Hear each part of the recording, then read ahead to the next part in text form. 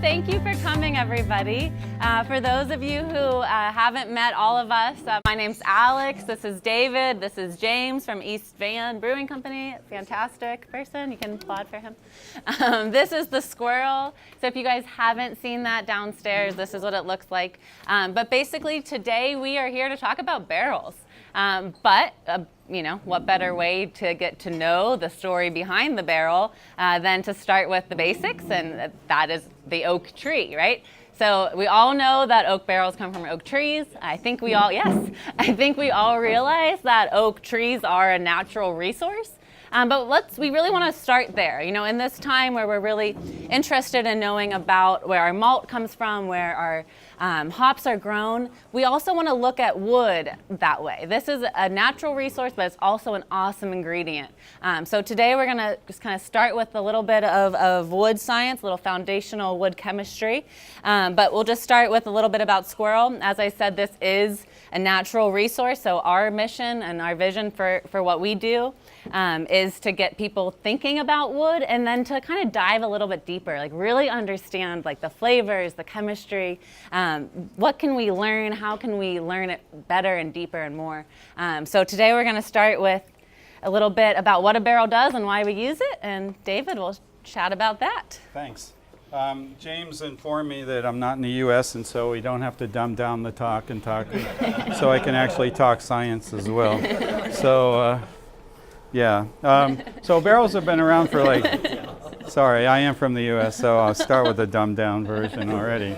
Whether you can get back in or not. Yeah. Hopefully not. Well, they're recording this, so I'll probably get stopped at the border. So, yeah, barrels have been around for 2,000 years, so they haven't changed.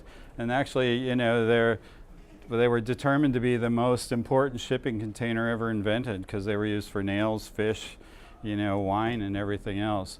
But we never really understood how much they were flavoring or what effect they were having on those products until recently, in the past couple of centuries. So what we use the barrels for now is not for shipping, not for moving fish, but for actually flavoring our products. For concentration, if you're a distiller, you're really counting on that angel share, that loss in a barrel, to really concentrate flavors for you, where you're actually getting some of that water and alcohol evaporating away. Depending on where you are, we're in Colorado, so we actually lose more water, so our proof actually increases on our spirit. If you're in a more humid environment, you actually lose more alcohol. So it's the benefit of being in Colorado. Micro-oxygenation, so these barrels do breathe. We are seeing a little bit of oxygen working its way through the wood. That's the reason why this has that surface out to the exterior. We do want oxygen getting in there, especially for wine and whiskey. You know, it's breaking down those tannins, it's softening the product. In the case of whiskey, it's doing something similar with some of the other compounds.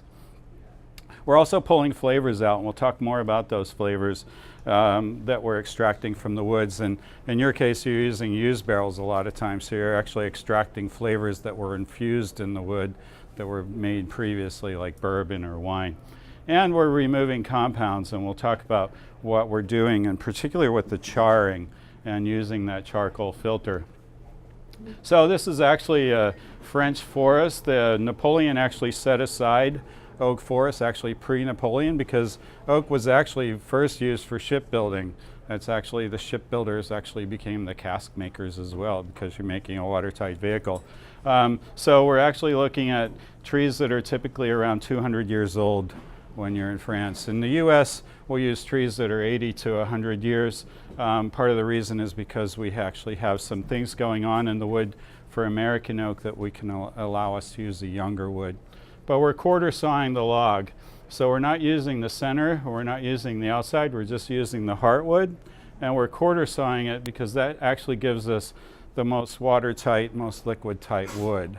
It's not a really efficient use. I mean, if you're buying wood at Home Depot, they're just doing the flat sawn, so they're just cutting it like this. We're actually quarter sawing it.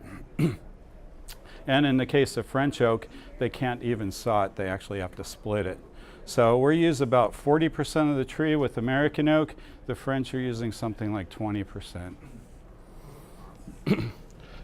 This is an example. This is showing you the quarter sawing process where you take this tree, you flip it, you cut it, you end up with this, you flip it, you cut it, you end up with these staves.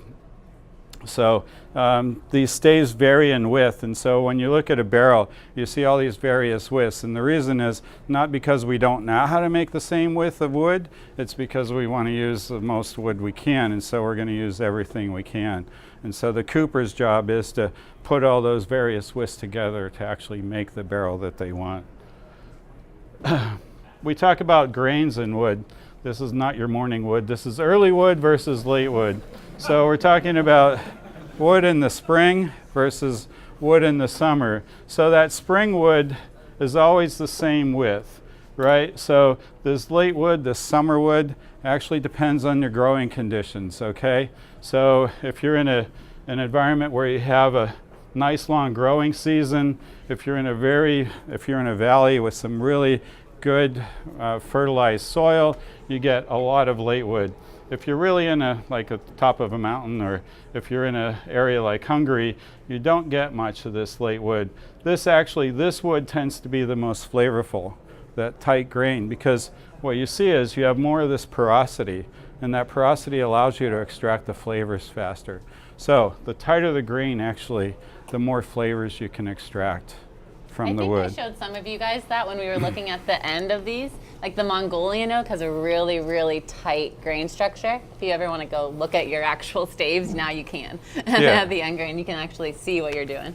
So in France, like the forest, like the Limousin forest, I think that's how you say it, is a very coarse grain as opposed to the other French forests. So they see variations even within France. We see Missouri oak as having a much coarser grain than like Minnesota oak. So in this case, we like the slow growing, poor conditioned oak better. It's just harder to get good oak for a barrel. So after we cut those staves, we actually season them. And it depends on the application. A lot of times wine barrels are seasoned for 3 years. What we're doing is we're cutting that water content. We actually want the water content in the wood to be somewhere around 15%. It starts off in the high 30s and 40s. So we're drying out the wood. We're converting some of the lignins in the wood. That's the things that are connecting all that wood together to give it its structure. We don't like our stuff smelling like Home Depot, so we're pulling out those plank-smelling aldehydes as well. It actually helps really condition the flavors, and it also washes out some of the tannins, those bitter flavors, and converts some of the tannins as well. After we build the barrels, you know, it's a whole process in and of itself. I didn't want to really get into it. We actually toast the wood, and what we're trying to do is we're trying to create different compounds in the wood by actually, in this case, you see that flame in the center. So depending on how hot that flame is, depending on how long you leave it, you actually can create some very different flavors. And this is for American oak. We start off with a light one where you'll get more dill, a little more spice. Then we'll actually start creating from that hemicellulose butterscotch and caramels and flavors like that. And eventually with the really heavy toast, we'll get the smoky flavors and the coffees.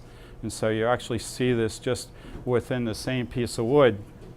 But you also notice that it's hotter here than out here. So you see a variation across the wood as well. So the longer you leave your liquid in that wood, the more it's penetrating it.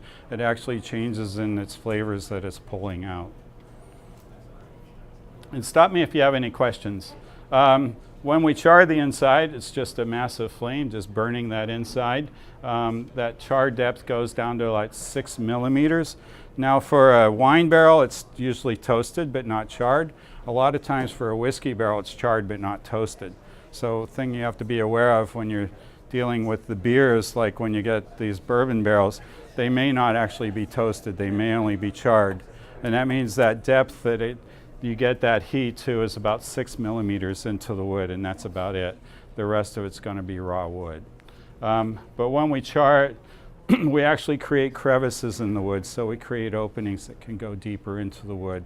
And that charcoal actually acts as a filter as well, removing some of those nasty compounds, particularly when you're distilling. If you get some of those acetaldehydes, some of those nasty things, you're actually filtering it out with the charring as well.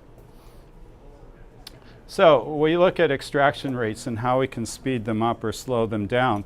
You can use temperature. So James actually leaves his squirrels in a cooler, slows down its extraction rate. At higher temperatures are going to speed it up. Increase the surface area, of course it's going to increase the extraction rate. You see these crosscuts in that stave.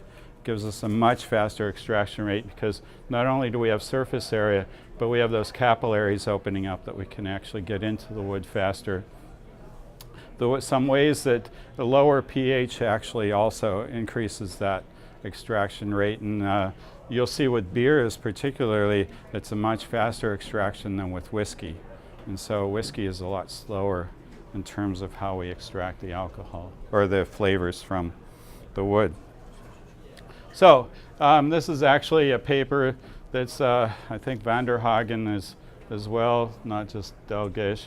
Looks at when we're aging beers, what happens. So this cardboard flavor starts coming on because of the oxygen.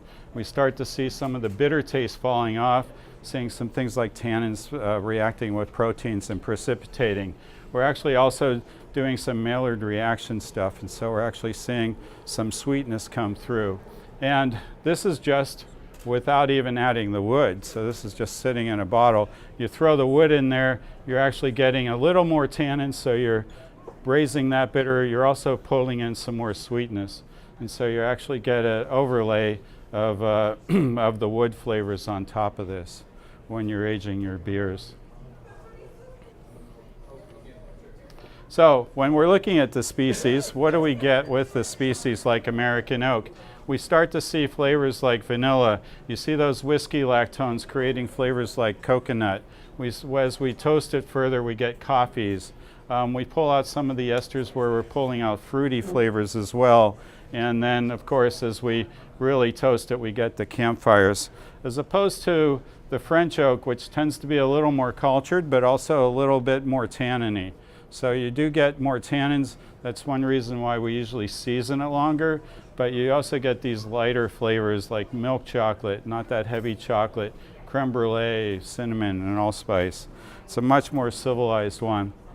And the oak that we're actually really excited about, this Mongolian oak, has some really cool flavors with it. And depending on how we toast it, we can actually get dark chocolate, we get leather, we get cinnamon, we get espresso. So we can change what we extract by either changing the species or changing some of those other parameters that we were looking at. So basically the Squirrel was created because we had a shortage of oak, and in fact I hear we're actually moving into another realm of that. So you're probably seeing it harder and harder to get barrels again. And so this was scrap wood from cooperages that this cooper said, well, I got to figure out a way to use it. So these lengths are 13 inches. You can't use anything shorter than 15 inches in a cooperage. That's how that was created. And again, like I said, we have the openings in that Squirrel to give us that micro-oxygenation.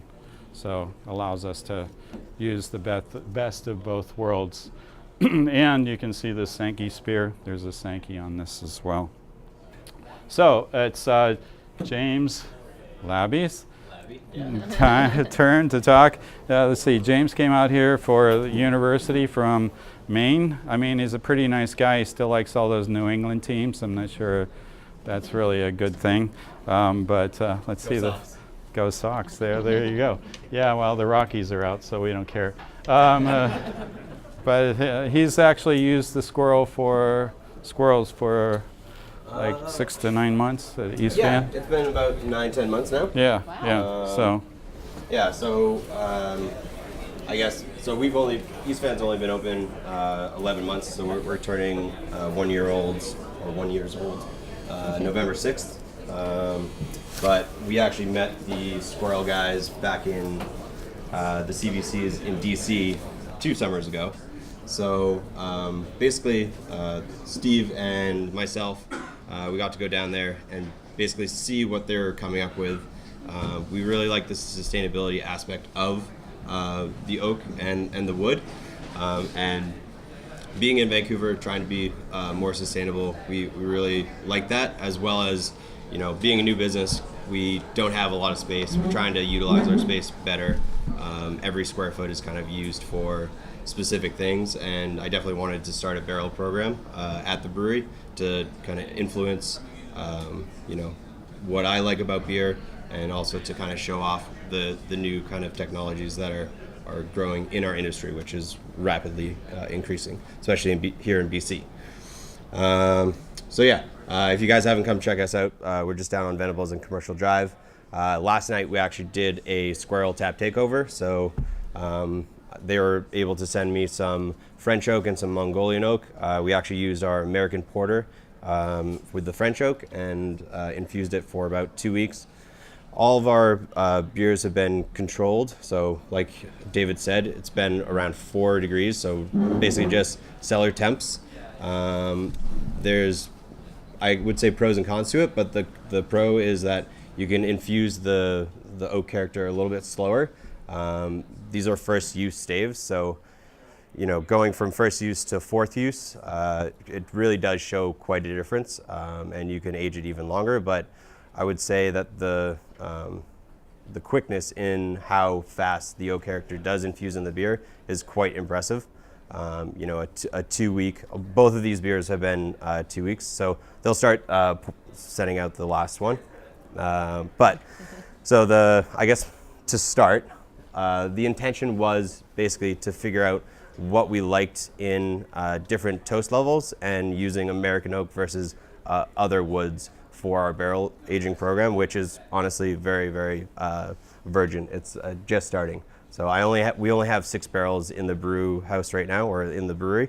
So we kind of wanted a way that we could, play around in sort of a cask setting to see what wood characters really came out and what worked with different beers in our lineup. So that was the original initiative. They were able to send me their first generation Squirrel back in, I think it was December, maybe early January.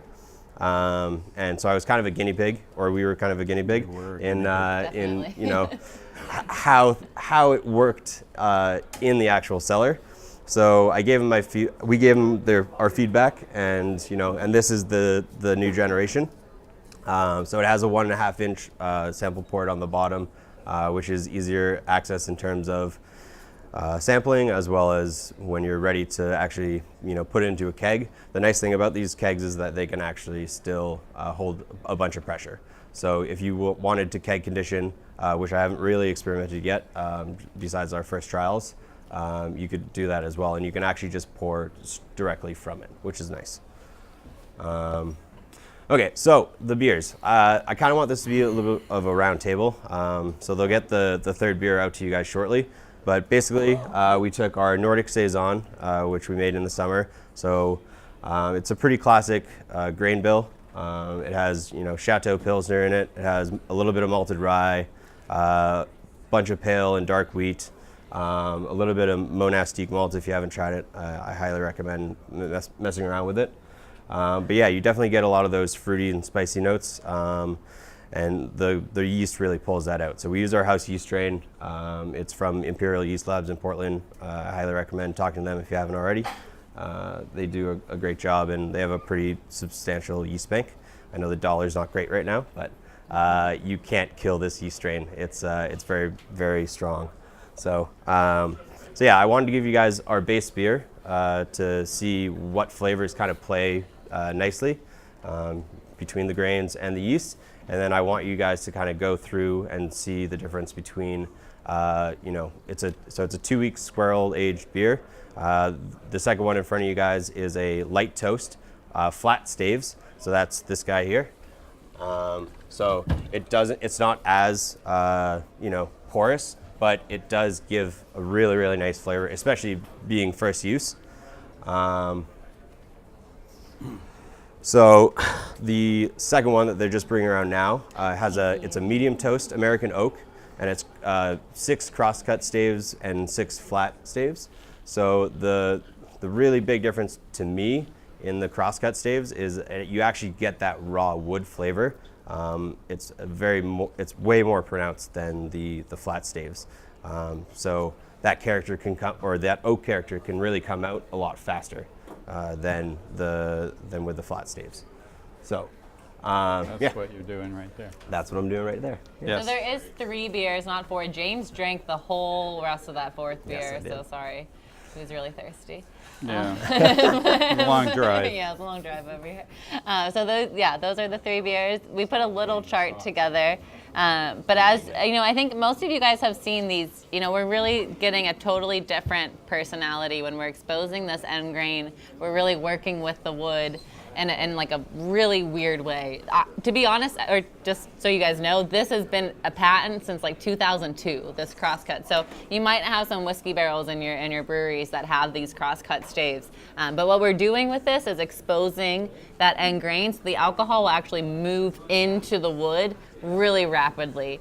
We think it's maybe like 10, 12, 15 times faster. We know that spirits are 8 times faster, the movement, but beer has a higher water ratio, so we're going really fast. Yeah. So I think we're ready to start tasting and drinking. For sure. If you guys haven't started already. Yeah, if you haven't started I think already. they've started. I have started. Yeah. Question. Are you making like a concentration in this and then blending it with more beer, or are we tasting like just the beer that was in there? So the second 2 are just squirrel aged beers. They're not back blended whatsoever. So you're really getting what the oak is giving to the beer and what it's taking away or complementing. But you did backblend your first Yeah, one. so the first trials I did, we tasted the beers throughout an entire month on a first use squirrel.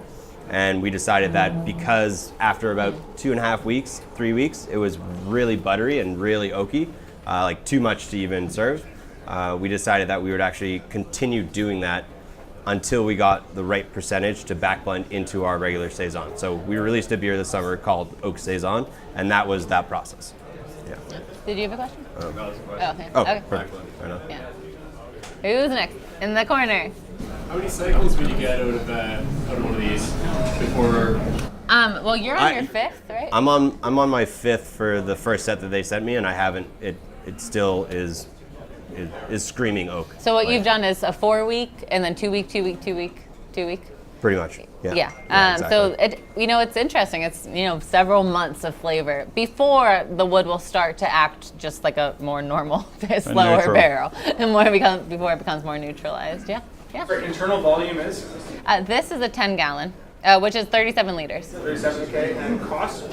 The cost is 930 Canadian dollars, but we are doing a show special, a couple $100 off. The specials and all were Canadian, but I'm still running the numbers in my head. Thank you. No, do it. I What know what my cost per pint is. do you know that? Sorry. The cost per pint? For Well, this it beer, depends. or- I mean, because what you're going to see is that you're going to use the upfront cost is totally a lot higher than a regular barrel. We get that, but you're going to see the wood come through. Like it's a really a long-term investment. But we're not trying to do a sales pitch. We just want people to understand how wood works. Actually, Yeah. I'm running the numbers. Good. Run the numbers. Can you give them to me when you're done? So, with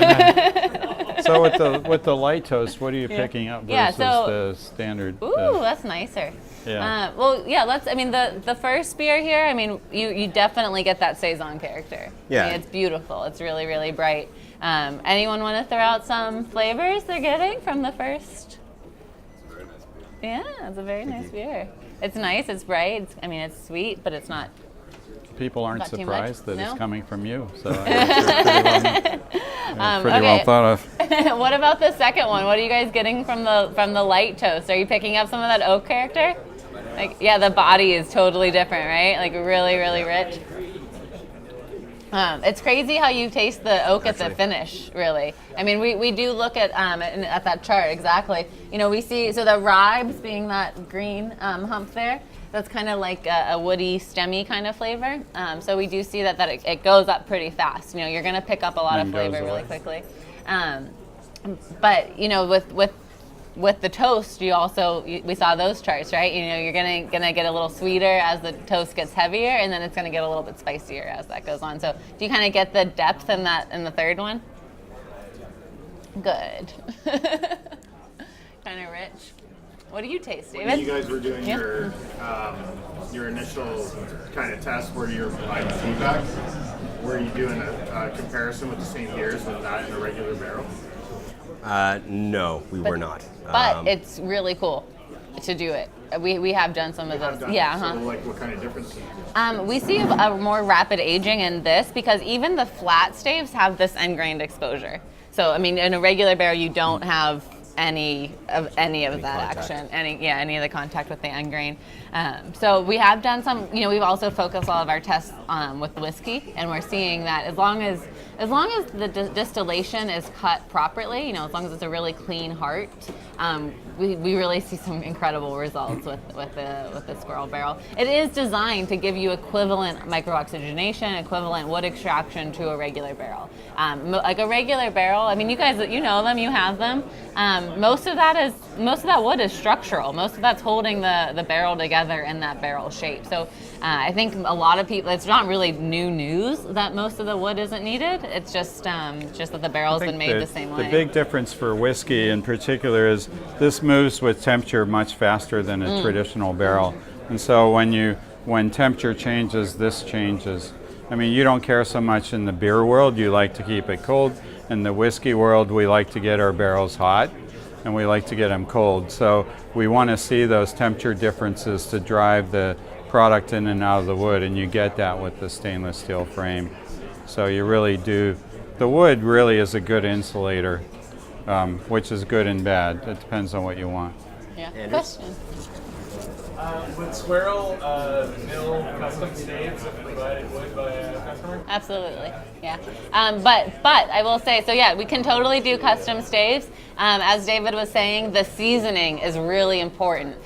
So get started because most wood the way is I'd seasoned. say it is, you're responsible for what comes out of that wood, not us. But I mean, yeah, we let wood season for like a couple years usually. Like most of our wood, I think it's like 18 to 24 months. But 36 months, like the longer the better. So, like David said, depending on the wood, like French oak, you need it to sit there longer so that it can do some more conversions. Yes?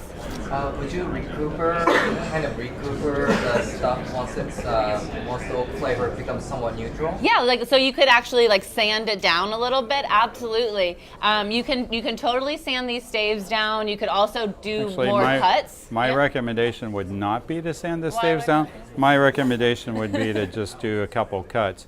The problem with sanding the staves down are the screw holes go in a certain depth. That's true. And if you actually sanded it down, you actually could hit the screw holes. But you can do these cross cuts around it. So if you got flat staves and you've got a barrel that's kind of neutral, just run it over your table saw a few times and open up a few more capillaries. So you can also re-soak the staves and she's not going to be happy because she'll sell less wood, but it's actually a good way. I want this wood to be used to the fullest extent possible. I mean, this is a natural resource. Use your wood as efficiently as you can. Yes, exactly. So you had a question. Did you have a question? How large do you build them? We go to the normal barrel size, so this 220 liters? Yes. That is the liters. So a whiskey barrel is 53 gallons. Yeah, we actually go to 60 gallons, but it's a 230 liters. Yeah. I guess you like different. Yeah, that's the whole point, man. So now you can do. sorry. So now you have like 12 barrels in one in this size. The bigger barrel has 20 staves, so you have 20 barrels in one. So do different wood species, do different toast levels. Soak some staves in a coffee, soak some staves in a wine, soak some staves. Maybe you have like a really cool honey farm, like you do. Yep. Yeah. The 200-liter ones, are they stackable? Yes. Like Yes. Same stave size for all of these. So this is 3 staves across. Our next size up is 5 staves across, and the size on top of that is 2 sets of that. So with each Squarrel Barrel stacked? yeah, They do. Yeah, they're all stacked. The next 2 stack, the 30-gallon and 60-gallon stack on top of each other. We have like pictures downstairs if you want to see. Yeah. Yes. What cost are we talking about, like for the big boy size? David. What's that? The cost. Cost? Yeah. What is it? The cost for what? For the bigger ones. For the biggest one. It's like 1,200 Canadian, and that includes 1,200 US. No. Oh, for the 1,200 60. US. Oh yeah, 1,200 US for the biggest one. It does include all the oak, all the American oak staves, and all like the flat caps. So it definitely is a higher upfront cost, but we do see with this one in particular that it pays for itself in about a month or so, with the ability to turn that beer around really quickly. How much wood do you need when you need to cycle the wood? I mean, it depends. Like James did 1 month and then 2 weeks, 2 weeks, 2 weeks, 2 weeks, and now he. I need to like 5 replacements. How often do you need to do it? No, how much does it cost? Oh, what's the cost? Sorry. One of these is $9.30 in Canadian. American. Gasket and the wood. The gasket is included in the first thing. These gaskets will last years. Yeah. So all the hardware, screws, gaskets is included, but the wood is $9.30. Yeah. Yes. I have a question for you, James. Sure. When you actually go to dispense it, what are you doing? Say that again? When you actually go to serve the beer, what are you doing? Are you putting it on the bar? Are you No. okay? Thus far, we've only transferred it out of that into Sankey's and just added top pressure until we're happy with the carbonation level. Obviously, you could squirrel condition your beers as well. If you have a warm room, I would like to try it. The reason why you don't is because you were they saving come the beer with blind for caps us. as well. So you don't have to have a spear in each one of those, but I mean, if you want, you can buy a spear for each one. What we ended up doing, because we have 4 of those, we have 2 spears and then 4 blind caps. So we actually have to blind cap 2 of them anyways. So I mean, it's kind of up to us what we want to do with it at that point. But because we're using a controlled environment in the fridge, we don't actually let it carbonate itself. And we should say you were saving the beer for us, so that was part of your your reason. Yeah. I guess I should also point out that we at East Van, we've always let our beers ferment out completely, cold crash, and then transfer. So it's secondary conditioning in the squirrels. I mean, just for safety. Yeah. What's the cleaning regime like in between fills? Hot water is really the easy. I mean, what do you do? Yeah, soak it in 85, 90 degree water. That usually kills off anything that I would be worried about. And then obviously drain it and let it dry out completely. They do have a way of, if you want to add any sour beers that have microbes or Brettanomyces or anything like that, you can bake them just like you would if you're going to dry something else Put out. this in your oven for like 20 minutes at a really low heat. Put it on your keg cleaner and put it on the steam So cycle. you take all the staves out and soak those into water, or do you just kind of fill the entire? Just fill it all. Yeah, I transfer it out into a Sankey, fill it with hot water, and then let it drain out after 20 minutes. And then if I want those same staves in there, I'll just keep them. But if I don't, then I'll switch them out. Peter Beaucaire just fills it with hot water without taking staves or anything out. So Yeah, that's easy. it's just simple. I trust Peter. Yeah, I think he's probably pretty good about that stuff. He's So. Belgian. Yeah. I don't know if this has been asked already or not, but if you have a certain type of barrel that you might want to chop up and use in a squirrel, is that? That's a great question. It is a possibility. At this point in time, we don't have it yet, but we are working to kind of make a shell of a stave. So you need it to be flat for this frame to work, but we could kind of scoop out the inside of this and then make the inverse from the regular barrel and kind of slide it in. So we are working on that. Just hold on to that barrel for a little bit longer.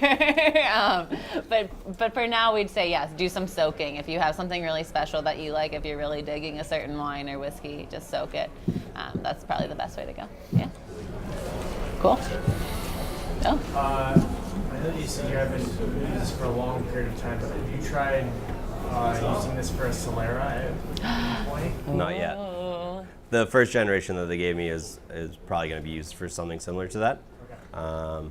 What's interesting is that because you can, something that we talked about last night at the brewery was basically oaking it to our satisfaction and then adding bugs after. So doing a saison, oaking it, and then potentially souring it or adding any microbes that you feel would kind of go with the beer. That's something that I think we'll probably end up trialing in a small scale, obviously, but.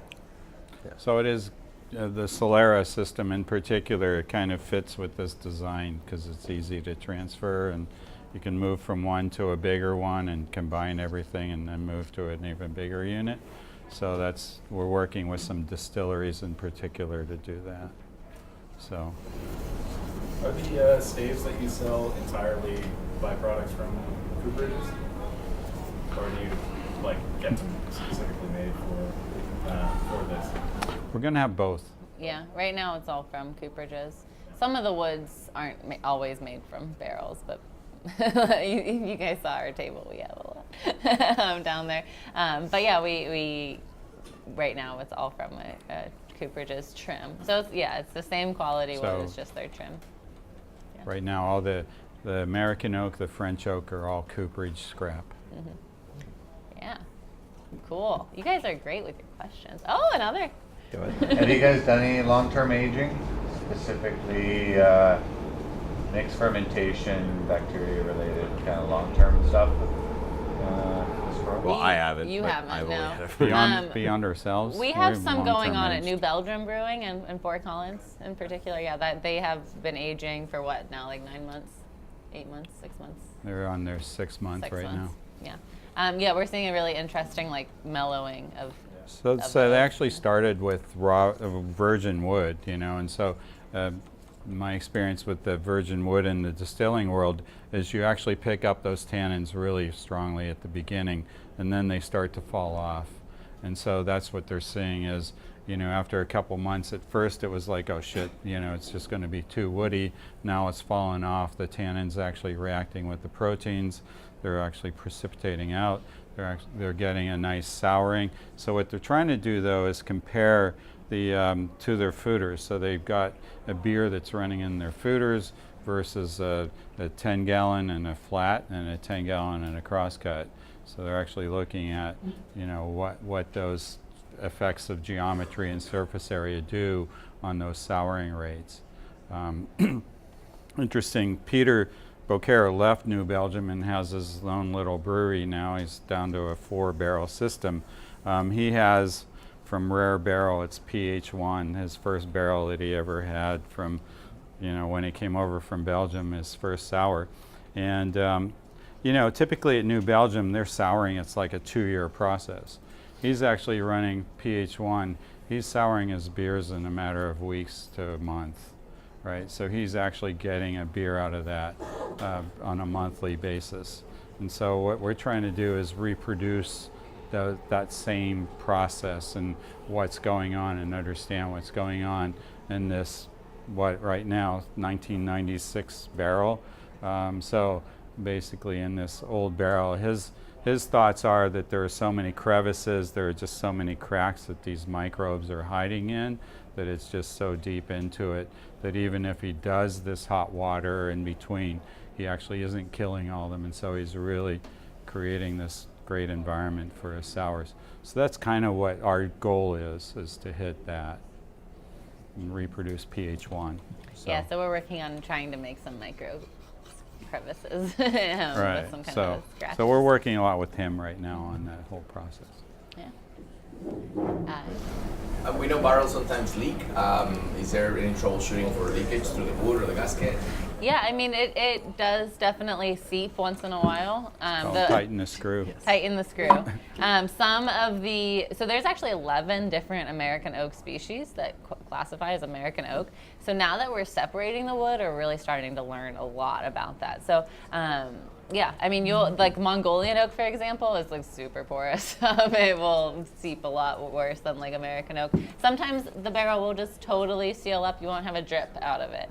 Sometimes you'll see like a regular barrel, like you'll see a little seeping. I mean, right? Yeah, that's very true. And then the troubleshooting, it is basically tighten the screw. You can over tighten it. That doesn't usually happen, but you can like crack it, replace it. You can also, what we ask like from us is to save that wood and send it back to us so that we can build that catalog and get the data so that we can make sure that we can start to separate those kind of staves. The days of hoop drivers and all of that are. Yeah, you don't need a hoop driver.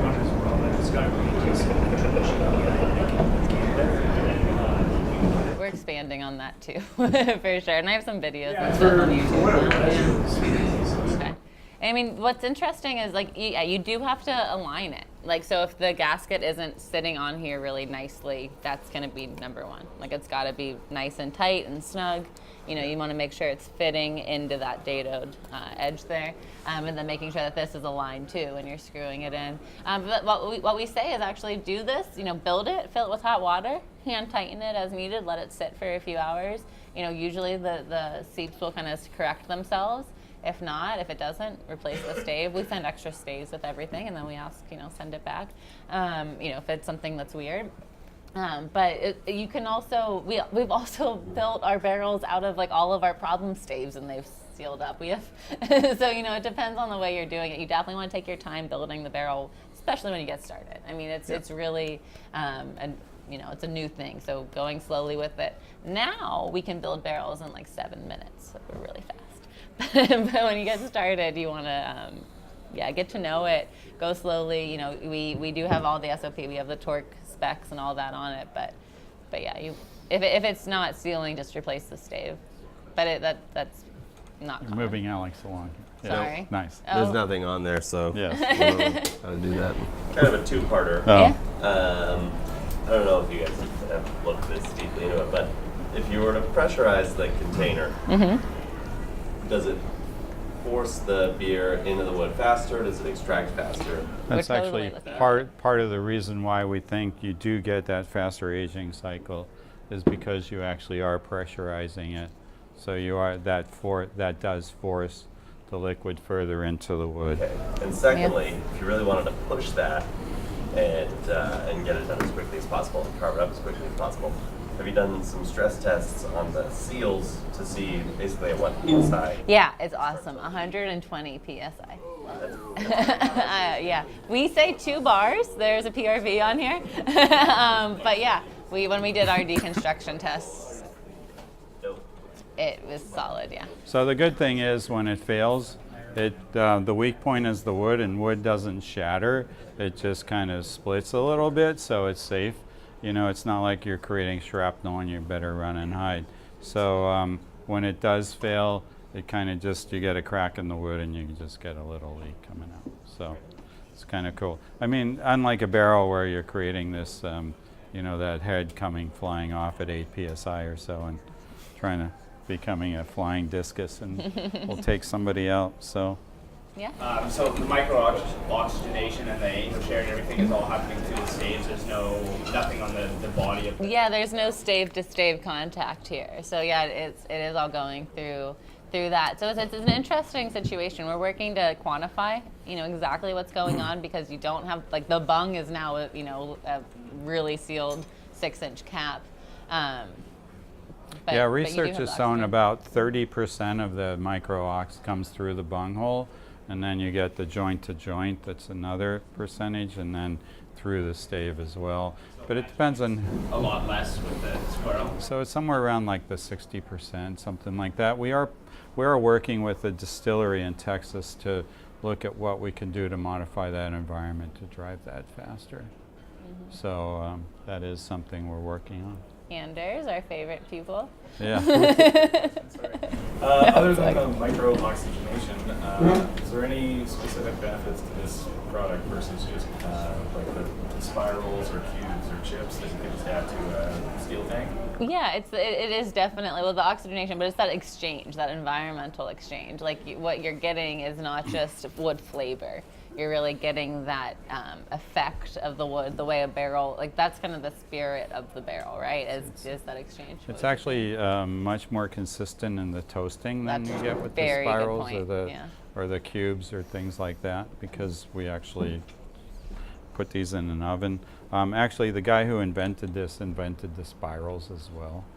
So he's the same guy. He's the only barrel inventor since the he's, Celts. he's like a Celt, I think. He's so old.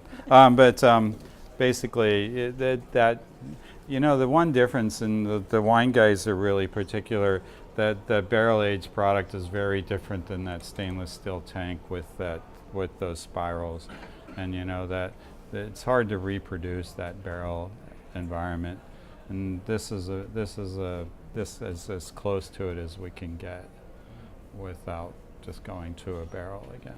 Yeah, the consistency, I think, is the big part. Yeah.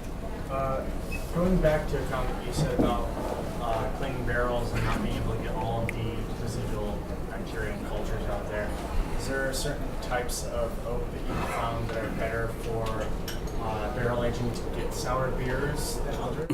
Oh. Just in your anecdotal experience. David? Yeah, so you look at, we could go back to that morning wood one. You really look at the porosity in the wood and wood porosity.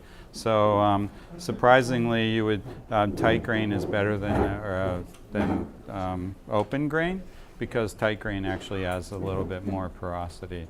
So as far as the souring process itself, not necessarily. With French oak can have a little bit more openings, but you typically won't see that in a barrel.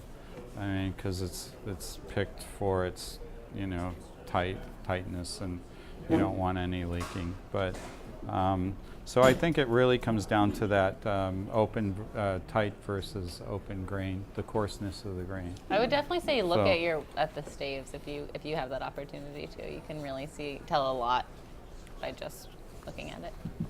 And just given that, I mean, because most of the whiskey barrels, truthfully, are the crappiest wood that.